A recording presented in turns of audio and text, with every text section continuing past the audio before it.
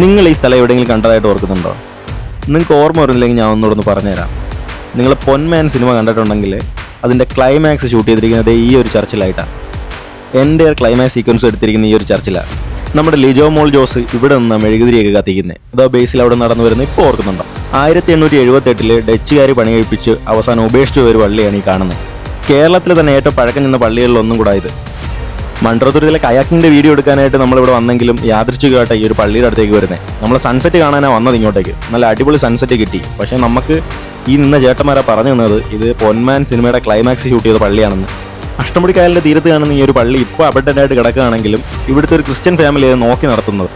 വർഷത്തിൽ ഒരിക്കൽ ഈ പള്ളിയിൽ ഒരു പെരുന്നാളൊക്കെ നടത്താറുണ്ട്. അത് ഇവിടുത്തെ എല്ലാ കമ്മ്യൂണിറ്റിയിലുള്ള ആൾക്കാരും കൂടെ ചേർന്നിട്ടാണ് നടത്താറ്. നമ്മൾ സൺസെറ്റ് കണ്ട് കഴിഞ്ഞപ്പോഴേ ഓൾമോസ്റ്റ് ഇവിടെ ഇരുട്ടി തുടങ്ങി.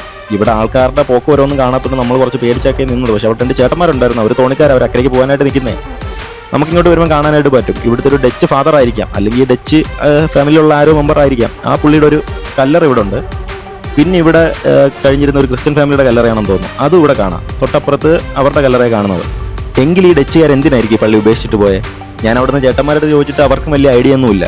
അപ്പോൾ നിങ്ങൾ മൺട്രോത്തുരുത്ത് വരികയാണെങ്കിൽ ഇടയ്ക്ക് ഈ പള്ളിയും കൂടെ കണ്ടിട്ട് പോകും. നിങ്ങൾ രാവിലെ വരുന്നെങ്കിൽ നിങ്ങൾക്ക് സൺറൈസ് കാണാനായിട്ട് പറ്റും, ഈവനിങ് ആണ് സൺസെറ്റ്. അപ്പോൾ ഈ വീഡിയോ കാണുന്ന ആർക്കെങ്കിലും ഈ പള്ളിയെക്കുറിച്ച് കൂടുതൽ ഡീറ്റെയിൽസ് അറിയാമെങ്കിൽ ഒന്ന് കമൻറ്റ് ചെയ്തേക്കണേ.